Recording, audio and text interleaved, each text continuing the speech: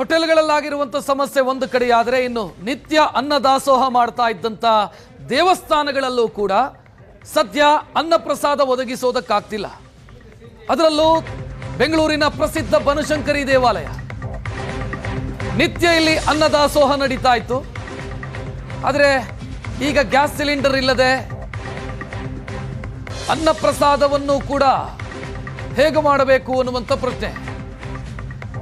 ದಿನನಿತ್ಯದ ಪ್ರಸಾದಕ್ಕಿಂತ ಕಡಿಮೆ ಆಗ್ತಿದೆ ತಯಾರಿ.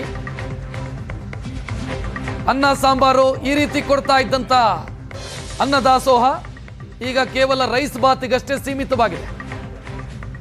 ಅದು ಕೂಡ ಎಷ್ಟು ದಿನ ನಡೆಸಬಹುದು ಅಂತ ಗೊತ್ತಿಲ್ಲ, ಯಾಕಂತಂದ್ರೆ ಸ್ಟಾಕ್ ಇಲ್ಲ. ಬನಶಂಕರಿ ದೇವಾಲಯದ ಆಡಳಿತ ಮಂಡಳಿ ಹೇಳ್ತಿದೆ ಇವತ್ತು ಹೇಗೋ ಮ್ಯಾನೇಜ್ ಮಾಡ್ಬೋದು ನಾವು, ನಾಳೆಯಿಂದ ಏನು ಅಂತ ಗೊತ್ತಿಲ್ಲ. ಸೌದೆ ಒಲೆ ಬಳಸುವುದಕ್ಕೆ ನಮ್ಮಲ್ಲಿ ಕಿಚನ್ ಸೆಟಪ್ ಇಲ್ಲ. ಆ ರೀತಿಯಲ್ಲಿ ನಾವು ಮಾಡಿಕೊಂಡಿರೋದು LPG ಬೇಕಾಗಿ ಸಿದ್ಧತೆಯನ್ನು ಮಾಡಿಕೊಂಡಿದ್ದೀವಿ. ನಿನ್ನೆ ಒಂದು 5 ಸಿಲಿಂಡರ್ ಬಂದಿದೆ, ಅದ್ರ ನಿನ್ನೆ ಒಂದು ಯೂಸ್ ಮಾಡಿದ್ದೀವಿ. ಇನ್ನು 4 ಸಿಲಿಂಡರ್ ಇದೆ, ಅದು ಆಗೋವರೆಗೂ ನಾವು ಪ್ರಸಾದ ಕೊಡ್ತೀವಿ. ಮತ್ತೆ ಬದಲಿ ವ್ಯವಸ್ಥೆ ಮಾಡ್ಕೊಳ್ಳೋ ವ್ಯವಸ್ಥೆ ಮಾಡಿದ್ದೀವಿ. ಅದೇ ಮಾಡೋಣ ಸರ್, ಬದಲಿ ವ್ಯವಸ್ಥೆ ಮಾಡಿ ಏನಾದರೂ ಸೌದೆ ಮಾಡುತ್ತಾ ನೋಡೋಣ ಅಂದ್ಬಿಟ್ಟು ಮಾಡ್ತೀವಿ. ಅದು ನಾವು ವ್ಯವಸ್ಥೆ ಮಾಡ್ತೀವಿ. ಪ್ರಸಾದ ನಿಲ್ಲಿಸಲ್ಲ, ಭಕ್ತಾದಿಗಳು ಕೊಡ್ತಾ ಇರ್ತೀವಿ ಸರ್. ಇವತ್ತೇನು ಕಡಿತೆಗಳು ಪ್ರಸಾದ ಕೊಡ್ತೀವಿ ಸರ್, ಅಂದರೆ ಕಡಿಮೆ ಪ್ರಮಾಣದಲ್ಲಿ ಕೊಡ್ತೀವಿ, ಜಾಸ್ತಿ ಕೊಡೋಕ್ಕಾಗಲ್ಲ, ಕಡಿಮೆ ಪ್ರಮಾಣದಲ್ಲಿ ಕೊಡ್ತೀವಿ ಸರ್. ಅನ್ನ ಸಾಂಬಾರು ಮಜ್ಜಿಗೆ ಎಲ್ಲ ಕೊಡ್ತಾ ಇದ್ವಿ. ಈಗ ಒಂದು ಬಾತ್ ಮಾಡಿ ಬಾತಲ್ಲಿ ಒಂದೇ ಬಾತ್ ಕೊಡೋಕ್ಕಾಗುತ್ತೆ ಸರ್ ಅಷ್ಟು. ಮಧ್ಯಾಹ್ನದವರೆಗೂ ಕೊಡ್ತೀವಿ, ಖಾಲಿ ಆಗೋವರೆಗೂ ಕೊಡ್ತೀವಿ ಸರ್. ಆಮೇಲೆ ಸ್ಟಾಪ್ ಮಾಡ್ತೀವಿ ಸರ್. ಬರ್ತಾರೆ ಸರ್, ಪಾಪ ಅವ್ರಿಗೂ ತೊಂದರೆ ಆಗದಂಗೆ ನಾವು ಪ್ರಸಾದ ವಿನಿಯೋಗ ಮಾಡ್ತೀವಿ.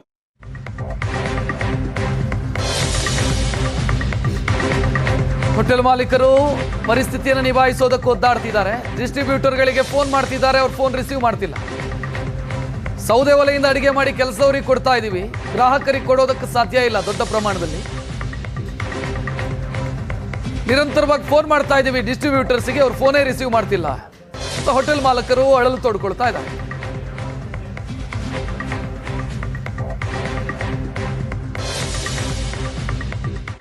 ಇವತ್ತು ಸಮಸ್ಯೆ, ಸಿಲಿಂಡರ್ ಸಪ್ಲೈ ಆಗಿಲ್ಲ. 4 ಸಿಲಿಂಡರ್ ಇತ್ತು, ನಿನ್ನೆ 2 ಸಿಲಿಂಡರ್ ನಿನ್ನೆ ಖಾಲಿ ಆಗಿದೆ. ಇವತ್ತು ಮಧ್ಯಾಹ್ನ ತನಕ 3 ಗಂಟೆ ತನಕ ಆ ಸಿಲಿಂಡರ್ 2 ಸಿಲಿಂಡರ್ ಬರುತ್ತೆ. ನಾಳೆ ಹೋಟ್ಲು ಕ್ಲೋಸೇ, ನಾಳೆ ಸಿಲಿಂಡರ್ ಸಪ್ಲೈ ಇಲ್ಲ, ಹೋಟ್ಲು ಓಪನ್ ಮಾಡೋಕ್ಕೆ ಆಗಲ್ಲ. ಇಲ್ಲ, ಪರ್ಯಾಯ ವ್ಯವಸ್ಥೆ ನಾವೇನು ಮಾಡೋಕ್ಕಾಗಲ್ಲ. ನಾಳೆ ಕ್ಲೋಸ್ ಮಾಡಬೇಕು. ನಮ್ಮಲ್ಲಿ 50 ಜನ ಹುಡುಗರು ಇದ್ದಾರೆ ಶಾಪು, ಅವ್ರಿಗೆ ಊಟದ ವ್ಯವಸ್ಥೆ ಮಾಡಬೇಕಲ್ಲ. ಅದಕ್ಕೆ ಏನಾದರೂ ಸೌದೆ ಒಲೆ ಥರ ನಾವು ಹೋಟ್ಲ್ ಒಳಗಡೆ ಮಾಡ್ಕೊಂಡು ಅವ್ರಿಗೆ ಒಂದು ಊಟಕ್ಕೆ ವ್ಯವಸ್ಥೆ ಅದನ್ನು ನಾವು ಮಾಡಬೇಕು ಅಷ್ಟೇ. ಮತ್ತು ಸಿಲಿಂಡರ್ ಸಪ್ಲೈ ಬಂದಿಲ್ಲ ಅಂದರೆ ನಾವು ಯಾವುದೇ ಕಾರಣಕ್ಕೂ ನಾಳೆ ಬೆಳಗ್ಗೆ ಹೋಟ್ಲ್ ಓಪನ್ ಮಾಡೋಕ್ಕಾಗಲ್ಲ. ಇಲ್ಲ,